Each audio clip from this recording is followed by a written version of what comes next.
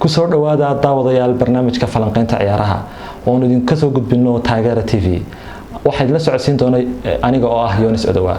barnaamijka waxaan ku falanqayn doonaa laba qodob oo kala ah. waa qodobka koowaad ee falanqayn guud oo ku saabsan kooxaha lixda kooxood ee Premier League ugu wanaagsan ee loo yaqaan top 6ka iyo qodobka labaad oo ah saadaalin ku saabsan sida ay u kala gali doonaan kooxahaasi horyaalka Premier League sanadkan. sideen wada ogsoonahay horyaalka Premier League wuxuu bilaabmi doonaa maalinta Jimcaha oo ku beegan 9 August. waxaana lagu furi doonaa ciyaarta Norwich City iyo Liverpool. haddaynu ka horeyno falanqaynta kooxda Manchester City waxaan wada ogsoonahay inay tahay sanadka hore kooxda qaaday horyaalka Premier League. sanadkan waxay soo gadatay laacib la yiraahdo Rodri oo Spanish ah oo ka ciyaara dhexda difaaca. waxa kale soo gadatay Angelino oo isaguna ka ciyaara baasha bidixda ee difaaca iyo goolwade bench oo lagu magacaabo Stephens. dabcan Stephens iyo Angelino waxa ay noqon doonaan bench laakiin laacibka sida rasmiga ay City uga mid noqon doona line-upkeeda waa Rodri oo hore ugu ciyaari jiray Atletico Madrid 70 milyan soo satay. laacibkaas oo la filayo inuu noqdo inuu u soo kordhiyo City uu qayb muhiim ah ka qaato City inay sanadka ay xajisato horyaalka Premier League. City waxa la oran karaa waxay haysataa Pep Guardiola oo ah mudir oo lagu tilmaamo mid kamid ah macallimiinta adduunka ugu wanaagsan. waxa uu hore u qaaday liigaga oo 10 sano oo uu ahaa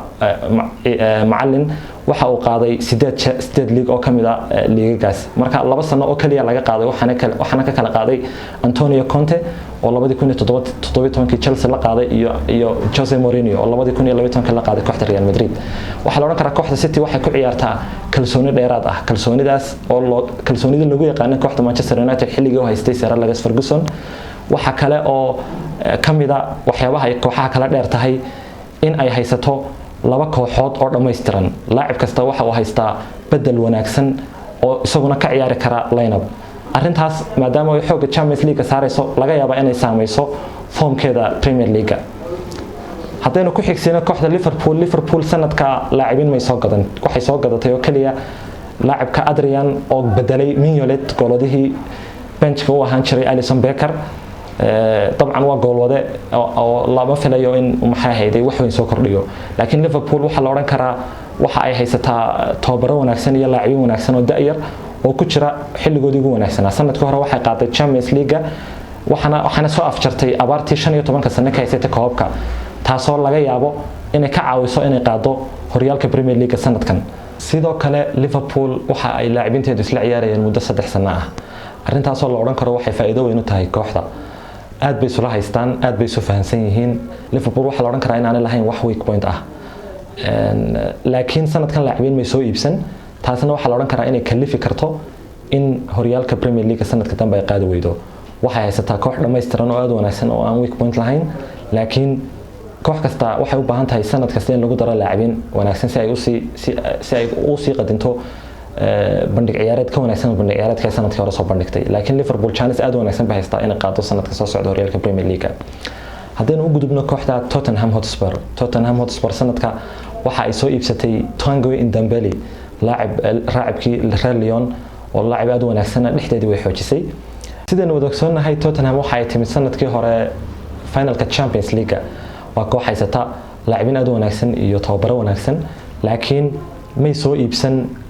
laacibin badan. tusaale ahaan oo kale Harry Kane sanadkii hore uu dhaawacmay 2 jeer uu dhaawacmay mar wuxuu maqnaa 9 ciyaarood marna wuxuu maqnaa 7 ciyaarood xilliyo aad muhiim u dhaawacmay.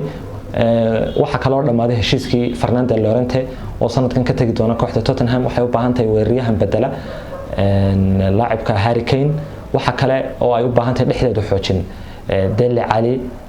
labadii sano u dambeeyay muu soo bandhigin ciyaar aad loola dhaco. waxa ay u baahan tahay inay soo iibsato sida lagu xiriirinayo Lo Celso oo reer Argentina oo laacib aad wanaagsan iyo Bruno Fernandes. marka laacibinta haday soo iibsato waxa la oran karaa gaabkii u dhaxeeyay City iyo Liverpool way soo gaabisay. laakiin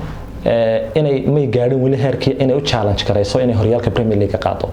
dabcan way qaadi kartaa way awoodaa laakiin sidan saadaalinay anigu dabcan kaalinta afarta kooxood oo horeeyay mid kamid ah way soo gali doontaa laakiin wali heerka City iyo Liverpool weli may gaadhin dabcan way soo gaabin kartaa gaabka u dhaxeeya City iyo Liverpool haddii ay soo iibsato لاعبين wanaagsan inta ka hadhay suuqa kala iibsiga ciyaartooyda markana haddaynu eegno kooxda Chelsea sanadka hore waxay qaaday Europa League laakiin sanadkan waxa ku yimid isbedelo badan waxa ka tagay tababarihii hore kooxda Chelsea waa Mauricio Sarri oo wareegay kooxda Juventus iyo xidigeedii koowaad Eden Hazard oo wareegay kooxda Real Madrid waxaana la oran karaa waa dhabarjab weyn oo ku yimid kooxda Chelsea waxa kale oo sanadka ay ka mamnuuc tahay suuqa kala iibsiga ciyaartooyda dabcan waxa hore ula soo wareegtay Pulisic oo ay sanadka hore ka gadatay kooxda Dortmund oo laakiin sanadka hore amaah ku joogay kooxda Dortmund iyo Kovacic oo amaah ku joogay kooxda Chelsea oo ay contractgiisa Chelsea gadatay Pulisic iyo Kovacic waa لاعبين wanaagsan laakiin lama oran karo waxay sameyn karaan farqi weyn طبعا Chelsea waxa sanadka tababaraheeda ah laacibkeedii hore ee khadka dhexe uga dheeli jiray waa Frank Lampard oo hore u ahaa tababaraha kooxda Derby County oo Championship-ka ka ciyaarta Lampard waa tababaro wanaagsan sanadkii hore ciyaar wanaagsan buu soo bandhigay kooxda Derby County laakiin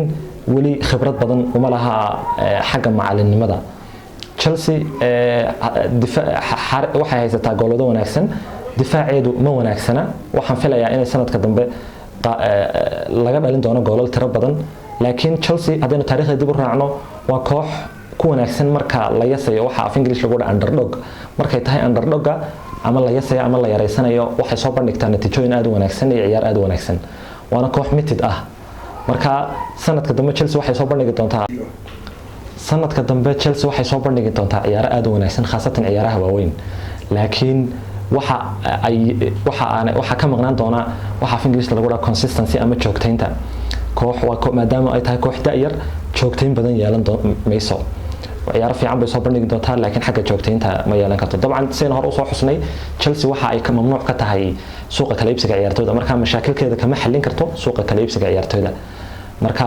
laakiin wax kasta oo dhaca Lampard lama eri doono dabcan Roman Abramovich oo ah mulkiilaha kooxda Chelsea wuxuu caan ku yahay inuu eriyo tababarayaasha laakiin waxa la filayaa sanadkan wax kasta natiijooyinka Chelsea noqdaan inaan la eriyin Frank Lampard oo sanadka dambe waxa la filayaa inuu suuq taariikhiya u noqdo Chelsea oo ay soo iibsato لاعبين badan marka sanadkan Chelsea waa koox mitid ayaan filayaa inay noqoto laakiin weli heerka ah inay u challenge karayso horyaalka Premier League heerkaas ma taagna laga yaabaa inay soo gasho kaalinta afraad laga yaabaa inaanay soo galin waxa hadaynu u gudubno kooxda Manchester United oo ah kooxda shanaad aan halkan ku falanqeyn doono kooxda Manchester United waxay soo gadatay Harry Maguire oo ah difaaciyahan ay ka soo gadatay kooxda Leicester City iyo Aaron Wan-Bissaka oo isagana ay ka soo gadatay kooxda Crystal Palace waxa kale soo gadatay Aaron Wan-Bissaka oo ka soo gadatay kooxda Crystal Palace iyo Daniel James oo ka timid kooxda Swansea ee Championship-ka ka ciyaarta dabcan Maguire waxay ku soo gadatay 80 milyan oo pound wuxuu noqon doonaa difaaciyahan ugu qaalisan taariikhda kubadda cagta waxa uu ka wuxuu jabiyay rikoorkii Virgil van Dijk sanadkii hore 2 sano ka hor ay ku soo gadatay kooxda Liverpool dabcan markasta oo Manchester United ay maal gashato ama investment ku sameeyso difaaciyahan aad u wanaagsan oo qaaliya way ku najixtaa waxaan xasuusanaa 1998 markii ay ka soo gadatay Javi Stam kooxda PSV Eindhoven sanadka ay qaadi doonto triple ama saddexda koob ee loo yaqaan Premier League Champions League iyo FA Cup-ka oo sanadkii taariikhiga ah inay ku najixday waxa kale oo ay soo gadatay Rio Ferdinand 2002 waana ku najaxday waxa uu noqday xilliga Ferdinand difaaciyaanka ugu qaalisan waxaan ku soo gadatay 9 milyan oo pound oo ay kaga soo gatay kooxda Leeds United marka Maguire qaali ha ahaado laakiin markasta oo ay Manchester United ku sameeyso maalgelin difaac way ku najaxdaa waxaana la filayaa in uu saameey sidii Virgil van Dijk uu saameynta ku yeeshay Liverpool oo kale uu ku yeeshay Maguire dabcan Manchester United waxay xoojisay difaaceeda Maguire iyo Aaron Wan-Bissaka ku xoojisay dhexdeedu way wanaagsan tahay laakiin difaac weerarkeeda hadii ay iibiso Lukaku waxaan filayaa inay laga yaabo mashaakil soo wajihi doono dabcan Rashford ayaa la filayaa inuu noqdo weeraryahanka joogtada kooxda Manchester United laakiin Rashford waxaan oran karaa waa laacib ku wanaagsan Rashford ayaa la filayaa sanadka dambe inuu noqdo weeraryahanka joogtada kooxda Man United Rashford wuxuu ku wanaagsan yahay xagga baalasha kuma wanaagsan inuu noqdo number 9 maadaama physicality-ga Premier League aanu iska xijin karin marka Lukaku hadii ay iibiso oo aanay gadan weeraryahan joogto ah sida Icardi oo kale waxaan filayaa in mashaakil soo wajihi doono Solskjaer sanadkii hore lama xukumi karayn laakiin sanadkan waa sanadkii xisaabta 8 bilood buu kooxda joogay لاعبين buu soo gatay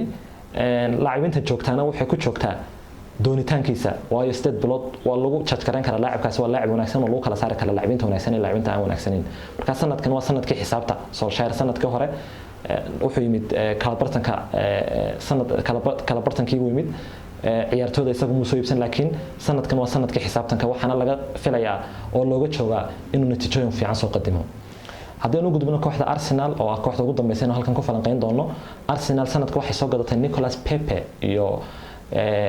Gabriel Martinelli oo reer Brazil iyo Saliba طبعا Saliba waxa ay amaah ugu dirtay kooxdiisii hore Martinelli waa koox waa laacib bench la filayo inuu noqdo aanu laacib joogta noqon laakiin laacibka ra'iisiga ah ama mainka ah sanadka soo iibsatay waxa weey Nicolas Pepe oo la filayo inuu noqdo laacib aad u wanaagsan oo weerarka Arsenal xoojiya Arsenal weerarkeedu wanaagsan yahay Lacazette bay haysataa iyo Aubameyang oo sanadkii hore qaaday jaayisada goolayaha ugu wanaagsan horyaalka Premier League dhexdeedu ma xuma laakiin difaaceeda aad bay uga liidataa difaacaasana seejin doona inay u challenge karayso horyaalka Premier League sanadka dambe difaaca waxa la oran difaac Montreal oo isagu gaboobay Koscielny baa doonay inuu sii baxo inuu ka tago Arsenal Mustafi oo lagu tilmaamo difaacyada ugu xun Premier League waxa isaguna jira Socrates oo isaguna la oran karo ma aha maxay ahayd mustawihiisu ama qaab ciyaareedkiisu mid sugan marna uu fiican marna ma fiicna Bellerin baa isaguna dhaawac dheer ku maqan Kolasinac ayaa isagu weerarka wanaagsan laakiin difaac ahaan wanaagsan waxa la oran karaa kooxaha Wolverhampton iyo Everton iyo Leicester City iyo xitaa Wolves iyo West Ham ayaa ka wanaagsan ba xagga tayada difaaca Arsenal taasana seejin karta inay natiijooyin badan qadinto natiijooyin fiican qadibto sanadka soo socda marka Arsenal waxa la filayaa dabcan Emery waxa weey sanadkaas waa sanadkiisii labaad sanadkii hore uu ku fashilmay inuu koob qaado oo ka soo qayb galo kaalinta afraad marka sanadkan isagana waxa la oran karaa waa sanadkii xisaabtanka hadii uu ku fashilmay inuu Champions League u soo bixi waayo waxa la filayaa in aanu kooxdaas Arsenal sii joogi doonin haddii uu gudubno qodobkii labaad ee barnaamijkeena oo ah saadaalinta sidee u kala noqon doonaan sidee u kala gali doonaan kaalinta koowaad ilaa kaalinta lixaad lixda kooxood ee loo yaqaan top 6ku haddaan Yonis ahaan saadaaliyo waxaan oran karaa dabcan lama saadaalin karo kaalinta koowaad iyo kaalinta labaad sanadka waxa la oran karaa wuxuu noqon doonaa sidii sanadkii horeba mid ay ku tartamaan laba kooxood oo kaliya oo kala ah dabcan Liverpool iyo Manchester City ayaan welibana u badinayaa inay sanadkii saddexaad ay xajisan doonto horyaalka Premier League maadaama ay tahay kooxda ugu ciyaartooyda wanaagsan horyaalka dabcan iyo ay haysato Pep Guardiola oo isaguna liiga aan laga hor qaadi karin oo haysta record aad wanaagsan xagga liiga Liverpool sanadka chance aad wanaagsan bay haystaan horyaalka Premier League qaado laakiin maadaama aan la soo wareegin laacibiin cusub waxaan oran karaa sanadkan way sigi doontaa way dhaweyn doontaa laakiin aakhirkii maadaama oo aanay laacibiin cusub keenin aakhirka waxa ay ku dhameysan doontaa kaalinta labaad dabcan hadii kaalinta labaad iyo kaalinta koowaad isweydaartaan oo Liverpool kaalinta koowaad noqoto Manchester City kaalinta labaad noqoto wax aliyaala wax surprise oo la yaab loo keeni doontaa ma jirto waa laba kooxood oo aad iyo aad isugu heer dhow kaalinta saddexaad waxaan saadaalinayaa inay noqoto kooxda Tottenham san sheegay dabcan wali gaab baa u dhaxaya iyada iyo Manchester City iyo Liverpool gaabkaana way soo yareen kartaa hadii ay soo gadato laacibiin wanaagsan inta ka hadhay suuqa kala iibsiga ciyaartooyda laakiin maadaama oo Harry Kane dhaawaciisu badan yahay aanay bedelna haysan maadaama oo ma garanaysa ay u baahan yihiin dhig cusub Ndombele oo kaliya ay soo iibsatay laakiin waxa weey laacibin kale u baahan tahay marka kaalinta saddexaad baan iyada u saadaalinaya kama bixi doonto kaalinta kaalmaha ugu horeeya afraad laakiin kaalinta saddexaad ayaan filayaa inay noqoto oo ay maxay hayday oo welibana ay qaado mid kamid ah koobka laga ciyaaro Ingiriiska ama FA Cup-ka ama Carling Cup-ka ama Capital One Cup-ka wax loo yaqaan kaalinta afraad buu hadal ka taagan yahay hadaba Manchester United iyo Arsenal iyo Chelsea baa kaalinta afraad ku tartami doona sidaan filayo waxaan oran karaa Arsenal iyo Man United ayaa ka chance wanaagsan xagga Chelsea maadaama ay ka weerar wanaagsan yihiin ay la oran karaa dabcan Hazard ba hadii uu Hazard joogi lahaa sanadka Chelsea waxaan u saadaalinayaa in Chelsea ay kaalinta afraad soo gali doonto laakiin maadaama oo la oran karo boqolkiiba 50 Hazard wuxuu ahaa awoodda kooxda Chelsea ku dhaadato waxaan oran karaa in Arsenal iyo Chelsea Arsenal iyo Man United ay ka chance wanaagsan kooxda Chelsea Arsenal iyo United hadaynu kala saarno waxaan u yara janjeerayaa dhanka Man United maadaama ay ka difaac fiican tahay Arsenal kana gool wada wanaagsan tahay kana dhex wanaagsan tahay طبعا Arsenal baa weer wanaagsan laakiin waxaan oran karaa Man United sanadka kaalinta afraad way iman kartaa khaasatan hadii uu soo ceshado heer kubad ciyaareedkiisa looga bartay laacibka Alexis Sanchez oo 2 sano ka hor kamid ahaa laacibinta ugu wanaagsan horyaalka Premier League Paul Pogba sanadkan طبعا Real Madrid baa aad u doonaysay laakiin uu sii joogi doonaa saa la filayo laga yaabaa in Bruno Fernandes iibsato ayaamaha soo socda Man United marka waxaan u yara janjeeraa dhinaca United in kaalinta afraad soo celisan doonto hadii Arsenal ay ka celiysatana la yaab ma laha طبعا Lacazette iyo Aubameyang iyo Nicolas Pepe haysataa iyo طبعا Mesut Ozil inkastoo sanadihii u dambeeyay aan looga bartay aan u soo bandhigin Chelsea waxaan saadaalnaa inay kaalinta lixaad ay noqon doonto طبعا weli chance ba haysata Chelsea xitaa inay kaalinta afraad soo celisato iyadoo qudheedu maadaama oo Arsenal difaaceedu xun yahay Unitedna aanay weeraryahan la filayo inay Lukaku iibiso weeraryahan wanaagsan aanay haysan laga yaabo inay soo iibsan doontana chance kaas haysataa Chelsea Arsenal hadii aan difaaceedu xoojin hadii Arsenal soo gadato difaaciyahan aad u wanaagsan sida Rugani ama Samuel Umtiti waxa la oran karaa United iyo Chelsea way ka chance wanaagsanaan doontaan laakiin haatan waqtigan aynu joogno intaan Premier League bilaamin aynu joognaa suuqa kala iibsigana wuxuu soo xirmi doonaa weeka dambe sidaan saadaalinayo shakhsiyan anigu waa sidaas kaalinta afraad waxaan u saadaalinayaa Man United kaalinta shanaadna Arsenal kaalinta lixaadna Chelsea hadii ay isbedelaan oo saddexda kooxood ay kala bedeshaan kaalmahana wax la yaab loo ay keeni doontaa ma jirto oo waxa way aad bay isugu dhadhow yihiin daawadayaal waxaan nimid gabagabadii barnaamijka falanqeynta ciyaaraha oo weekan toddobaadkan ku falanqeynaynay saadaalinta horyaalka Premier League waxaa idin socodsiinayay aniga oo Yonis Odawa channelkuna waa channelka Taageera TV oo taabacsan website-ka taageera.com oo ah website-ka qabtari doona wararka ciyaaraha iyo falanqeyntooda tan iyo intaynu ku kulmi doono barnaamij lamida waxaan idinkaga tagayaa wassalaamu calaykum waraxmatullaahi wabarakaatuh